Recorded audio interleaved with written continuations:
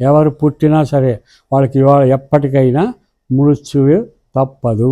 ఏ జీవికైనా, చిన్న చీమ దగ్గర నుంచి పెద్ద పెద్ద శరీరాలు ఉన్నంత వరకు అన్ని జీవరాశులకు ఒకప్పుడు కాకపోతే ఒకప్పుడైనా మృత్యువు తప్పదు అనే సత్యాన్ని మనం మర్చిపోకూడదు.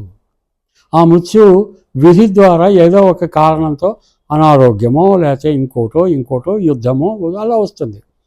You are not the subject, you are not the doer. Judgment నాది, పరమాత్మ. ధ్రువం జన్మమృతస్య చ. ఈ పోయి వాడు ఎక్కడో చోట పుడతాడు, అది కూడా నీ ఇష్ట ప్రకారం కాదు, నా ఇష్ట ప్రకారం. తస్మాత్ ఉపరిహార్యేభి.